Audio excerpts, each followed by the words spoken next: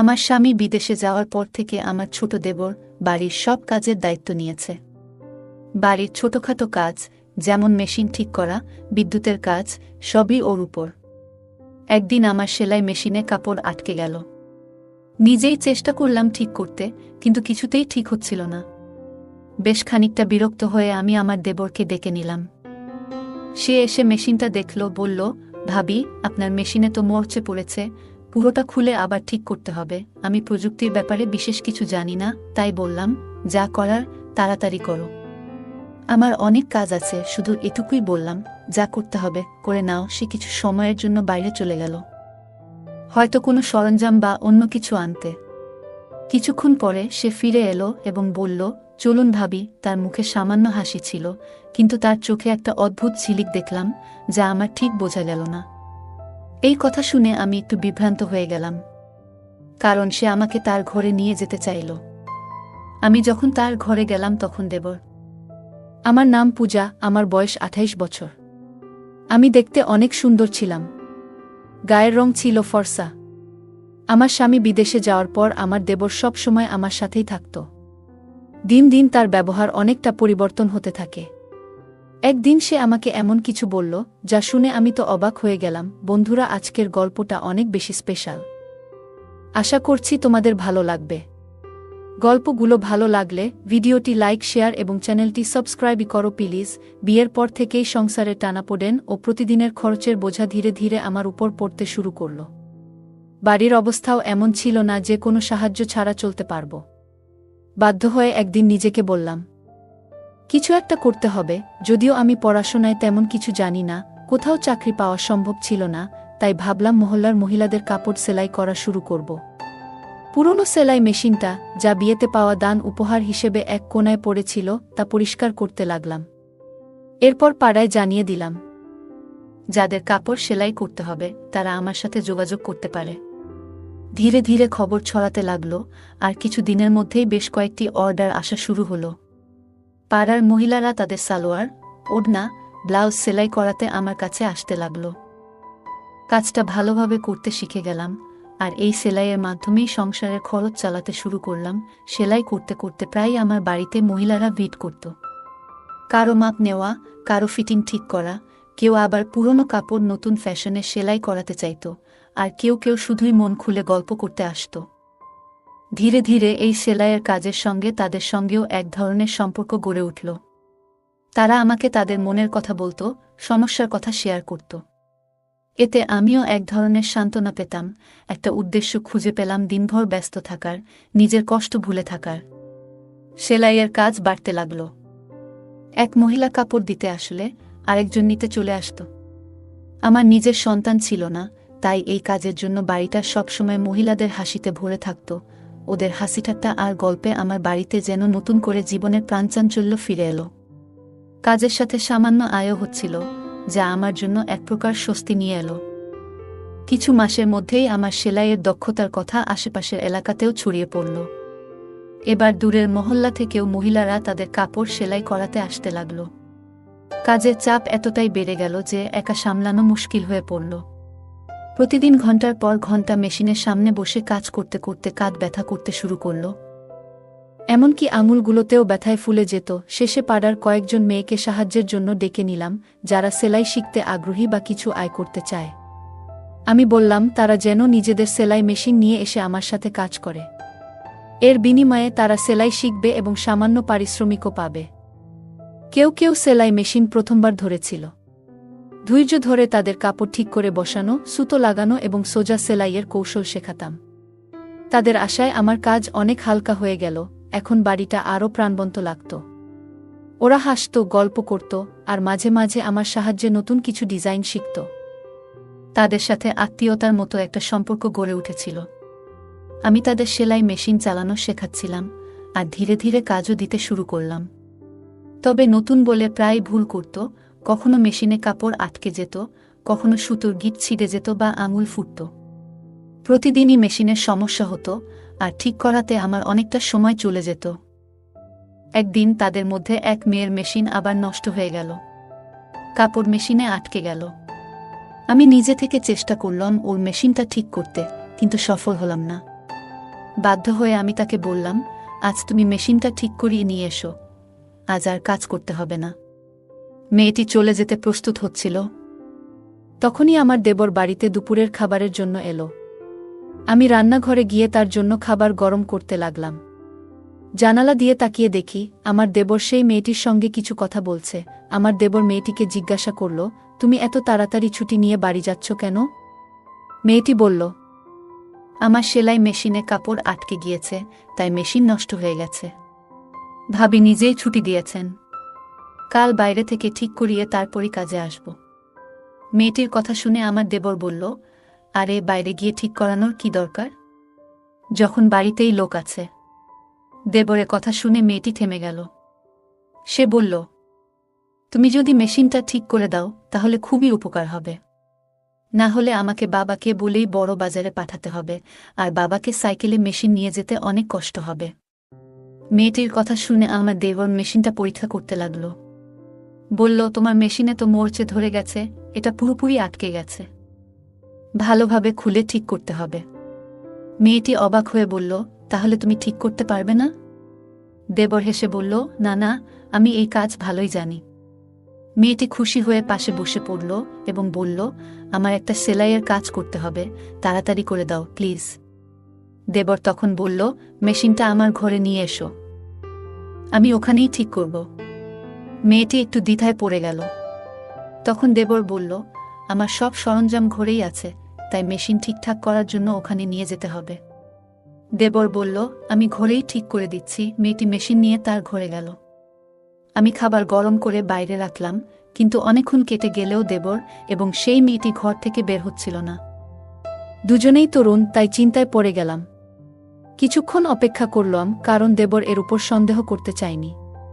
তবু দীর্ঘ সময় পর ধৈর্য হারিয়ে অবশেষে দেবর এর ঘরের দিকে যাওয়ার সিদ্ধান্ত নিলাম।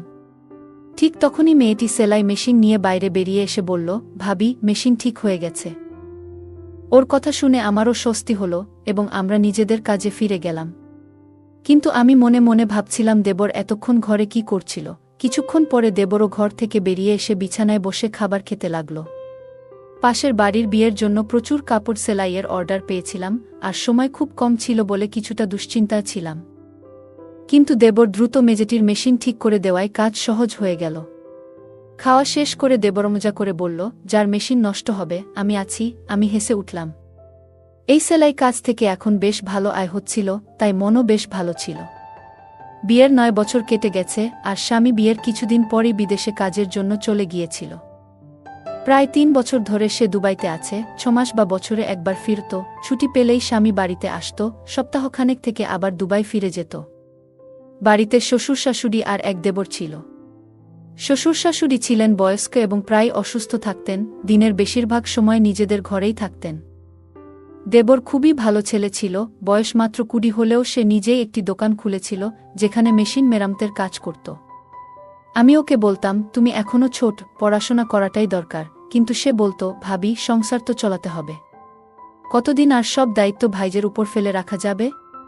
ভাই বিদেশে আছে, বাড়িটাও ভাড়ার, মা বাবা অসুস্থ, তাই আমাকে কাজ করতেই হবে। সাধারণত দেবর দিনের বেশিরভাগ সময় দোকানেই থাকত, তবে মাঝে মধ্যে বাড়িতেও আসত, আর আমি নিশ্চিন্তে থাকতাম। দেবর বাড়িতে এলেই এখানে ওখানে ছোটখাটো কাজগুলো করে দিত। আমার সাথে বসে অনেক গল্প করত। মেয়েরা যেসব মেশিন নিয়ে আসত তা প্রায়ই নষ্ট হয়ে যেত, আর আমি দেবরকে বললেই সে দ্রুত ঠিক করে দিত। একদিন আমি সেলাই করছিলাম, আবারও সেই মেয়েটির মেশিন নষ্ট হয়ে গেল। এতে আমার রাগ উঠে গেল। বললাম, তুমি এত বড় হলে, কতদিন ধরে তোমার সেলাই শেখাচ্ছি, অথচ এখনো কিছুই শিখতে পারনি। আমার রাগ দেখে মেয়েটি কেঁদে ফেলল। আমি ওকে বললাম, তোমার মেশিন নিয়ে যাও এবং বাড়ি যাও।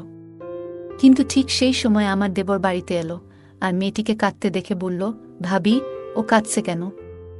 দেবর আশেপাশের সব মেয়েদের চিনত, তাই ওদের ব্যাপারে খোঁজ খবর নিত। আমি বিরক্ত হয়ে বললাম, এই মেয়েটি আমাকে খুবই বিরক্ত করছে, মনে হচ্ছে ওকে কাজ থেকে বাদ দিয়ে দিই, ইচ্ছে করেই মেশিন নষ্ট করে ফেলে। আমার কথা শুনে দেবর হেসে ফেলল। আমি রাগের মধ্যে ছিলাম, তাই ওকে একটু বকাও দিলাম। দেবর বলল, ভাবি, এর কোনো দোষ নেই, আজকালকার মেশিনগুলোই এমন সহজে খারাপ হয়ে যায়। পুরনো দিনের মেশিন কিনলে তার অনেক বছর পর্যন্ত কোনো সমস্যা হতো না। এখন তো সবকিছুই লোকাল মানের। দেবরের কথা শুনে আমি ওর দিকে তাকালাম। সে তখন পকেট থেকে মোবাইল বের করে বলল, ভাবি, দাদার কল এসেছে, আপনি কথা বলবেন?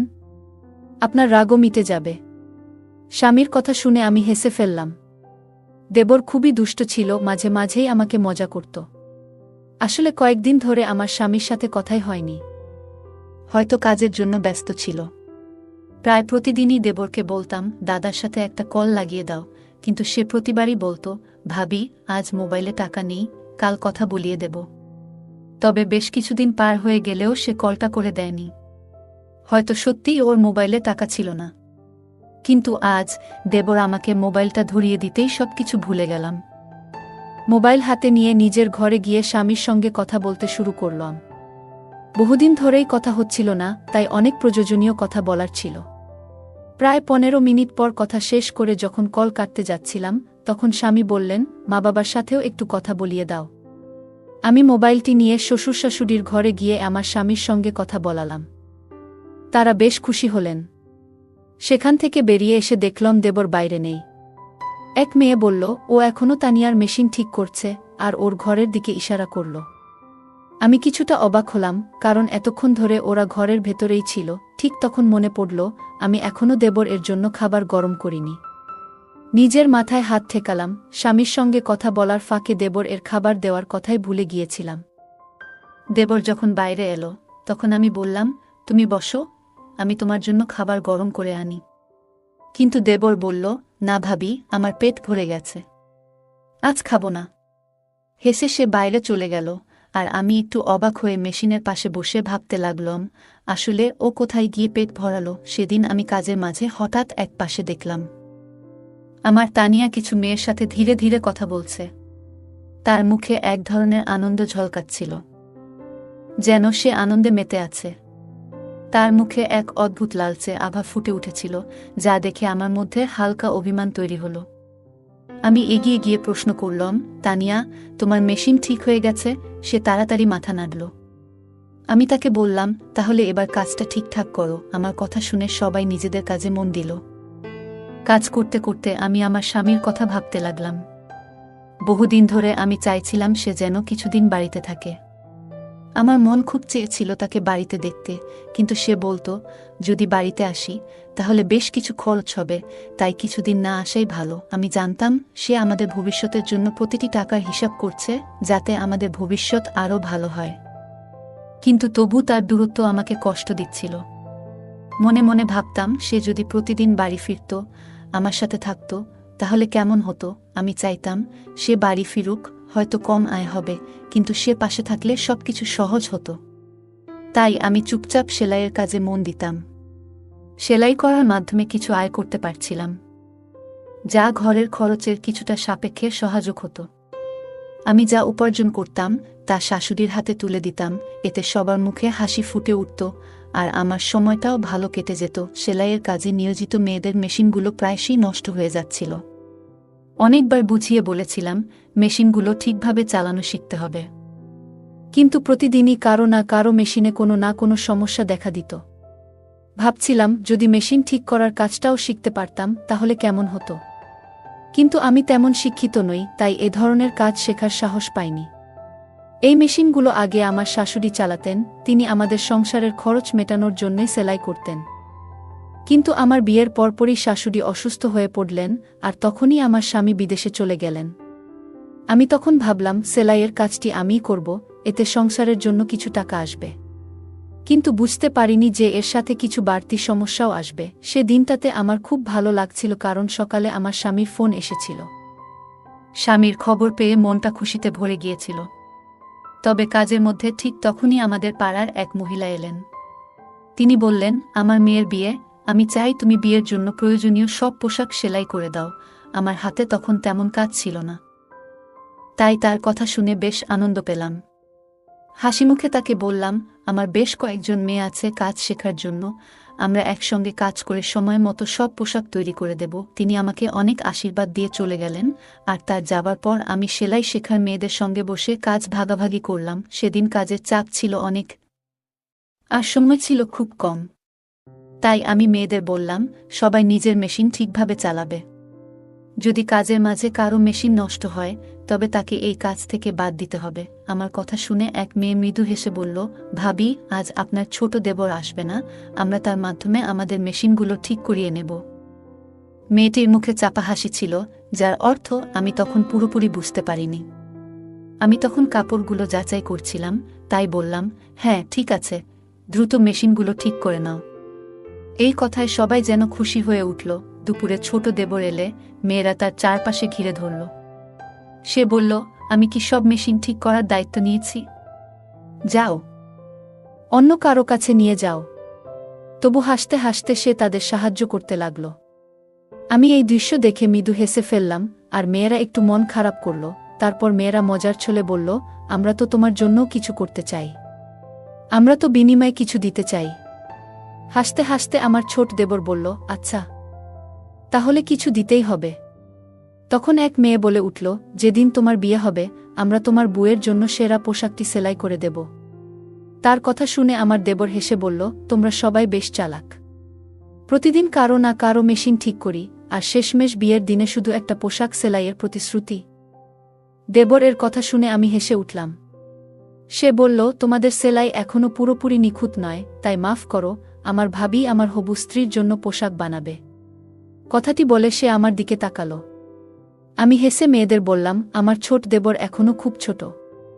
তখন এক মেয়ে অবাক হয়ে বলল, ভাবি, কিন্তু ও তো দেখতে বেশ লম্বা। আমার দেবর মজার ছলে আমার দিকে তাকিয়েছিল, যেন আমার জবাব শোনার জন্যই অপেক্ষা করছিল। আমি জানতাম সে আসলে বয়সে বেশ তরুণ, পরিবারের দায়িত্ব নেয়ার জন্য সে প্রস্তুত নয়।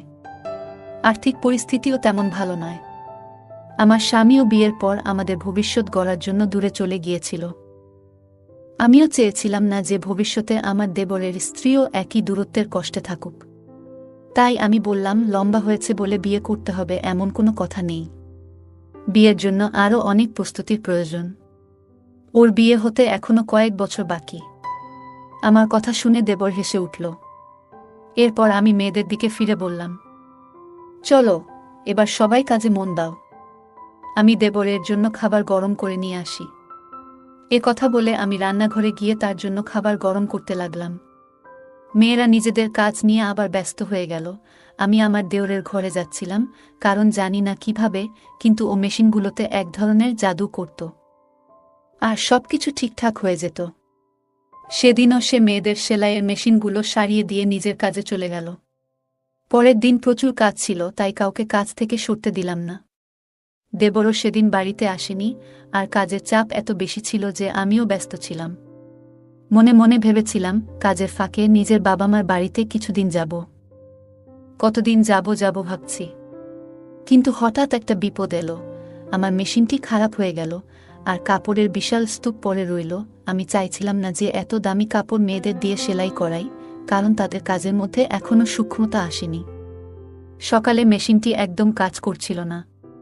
মেয়েরা আমার চিন্তিত মুখ দেখে বলল, ভাবি, আপনি চিন্তা করবেন না, আপনার দেবর আছে, সে তো আপনার মেশিন ঠিক করেই দেবে। এই কথা শুনে মেয়েরা নিজেদের মধ্যে ফিসফিস করে কথা বলতে লাগল, যা আমি ঠিক বুঝে উঠতে পারলাম না।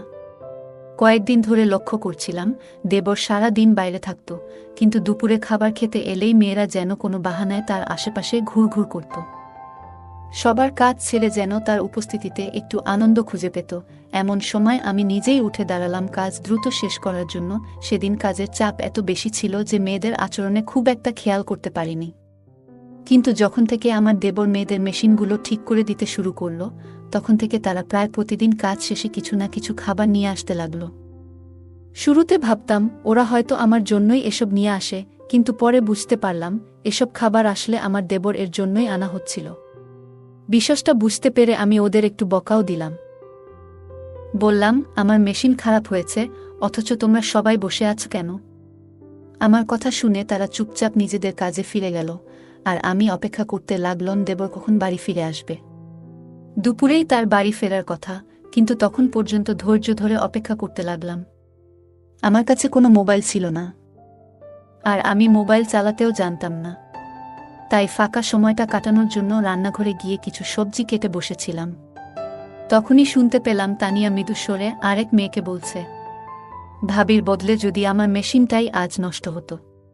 কথাটা শুনে আরেক মেয়ে চুপিসারে হাসি চেপে ফেলল, আর আমি তানিয়ার দিকে অবাক হয়ে তাকিয়ে রইলাম। ওর চোখে এক ধরনের আকাঙ্ক্ষা ছিল।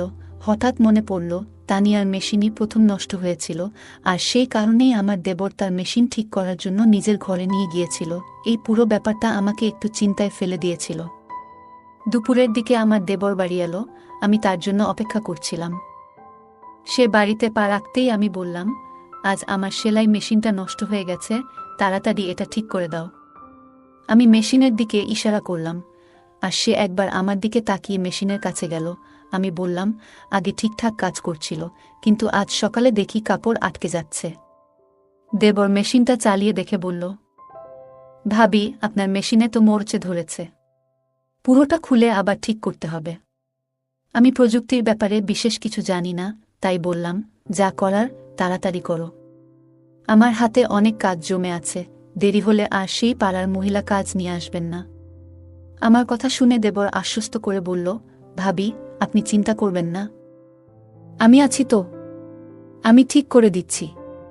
এটা বলেই দেবর মেশিনের বিভিন্ন অংশ খুলতে শুরু করল। কিছুক্ষণ পর সে বলল, ভাবি, এভাবে ঠিক হবে না, মেশিনটা আমার ঘরে নিয়ে যেতে হবে। তার কথা শুনে আমি একটু অবাক হলাম। জিজ্ঞেস করলাম, ভেতরে এমন কি আছে যা এখানে নেই?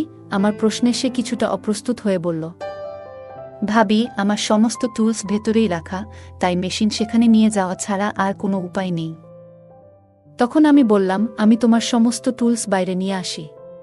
কিন্তু সে বলল, ভাবি, সেগুলো খুব ভারী, আপনি একা তুলতে পারবেন না। মেশিন ঠিক করাতে চাইলে ঘরেই নিয়ে যেতে হবে। তার কথা শুনে আমি কিছুটা অস্বস্তি অনুভব করলাম, কারণ আজই আমার মেশিনটি ঠিক করানো দরকার ছিল। তারপর কোনো উপায় না দেখে মেশিনটি তার ঘরে নিয়ে যাওয়ার জন্য রাজি হলাম। অবশেষে দেবর এর কথা মতো আমি মেশিন নিয়ে তার ঘরে গেলাম, কিন্তু সেখানে সে এমন একটি কথা বলল, যা শুনে আমি অবাক হয়ে বাইরে বেরিয়ে এলাম। তার কথাগুলো কিছুতেই মেনে নিতে পারছিলাম না, কারণ আমি তার ভাবি। দেবর তখন দোকানে চলে গেল, আর আমি সোজা শ্বশুর শাশুড়ির ঘরে গেলাম এবং তাদের পুরো ঘটনাটি বললাম। শাশুড়ি বললেন, ছোট ছেলে না বুঝে হয়তো এভাবে বলেছে, আমরা তাকে বুঝিয়ে দেব।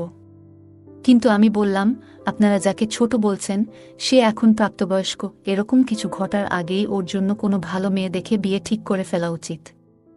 শাশুড়ি চিন্তিত হয়ে বললেন, কিন্তু মেয়ে কোথায় পাব? আমি হাসি চাপিয়ে বললাম, এই নিয়ে ভাববেন না, আপনার ছোট ছেলে ইতিমধ্যেই নিজের পছন্দের মেয়েটিকে ঠিক করে ফেলেছে। আমি শাশুড়িকে তানিয়ার কথা জানালাম। শাশুড়ি ও শ্বশুর অবাক হয়ে তাকালেন। পরের দিন তারা দেবরের সঙ্গে কথা বললেন, এবং যখন তানিয়ার প্রসঙ্গ তুললেন, দেবর যেন সেই কথার জন্যই অপেক্ষায় ছিল। সে হাসি মুখে আমার দিকে তাকিয়ে জানিয়ে দিল যে সে রাজি। কিছুদিন পর আমি নিজেই তানিয়ার বাড়িতে গিয়ে তাদের সঙ্গে এ বিষয়ে কথা বললাম। তাদেরও আপত্তি ছিল না। কয়েক মাসের মধ্যেই আমার দেওরের বিয়ে সম্পন্ন হয়ে গেল। এই ঘটনায় বুঝেছিলাম, ছেলেরা যখন নিজেরা সিদ্ধান্ত নেয়া, তখন তাদের পথ দেখানোই ভালো। ছেলে বা মেয়ে যখন প্রাপ্তবয়স্ক হয়ে যায়, তখন তাদের বিয়েতে দেরি না করাই ভালো, না হলে নানা সমস্যা দেখা দিতে পারে। তানিয়া যখন আমাদের বাড়িতে বউ হয়ে এলো, তখন সে আমার সঙ্গে মিলে সেলাইয়ের কাজে হাত লাগাল। আমাদের বাড়ির আয়ও এতে দ্বিগুণ হল। গল্পের মূল চরিত্র পূজার জীবন নানা চ্যালেঞ্জে পূর্ণ। বিয়ের পর সংসারের আর্থিক অবস্থা খারাপ দেখে সে নিজে কিছু করার সিদ্ধান্ত নেয়া। এই গল্প আমাদের শেখায় যে আমাদের পরিস্থিতি উন্নতির জন্য সর্বদা পরিশ্রম করতে পিছিয়ে পড়া উচিত নয়। পূজা উচ্চশিক্ষা না থাকা সত্ত্বেও সেলাইয়ের মাধ্যমে সংসারের খরচ চালাতে শুরু করে, যা প্রমাণ করে যে সীমিত সম্পদেও পরিশ্রম আর ইচ্ছাশক্তি থাকলে নিজেকে প্রতিষ্ঠিত করা সম্ভব। পূজার জীবন নানা কঠিন পরিস্থিতির মধ্য দিয়ে গেছে। স্বামী বিদেশে কাজ করতে যাওয়ার পর সংসারের দায়িত্ব তার উপরই এসে পড়ে। তবু সে হার মানেনি এবং জীবনে একটি ইতিবাচক মনোভাব বজায় রেখেছিল। ধৈর্য এবং পরিস্থিতির সঙ্গে মানিয়ে চলার দক্ষতা খুবই গুরুত্বপূর্ণ, যা পূজা আমাদের শেখায়।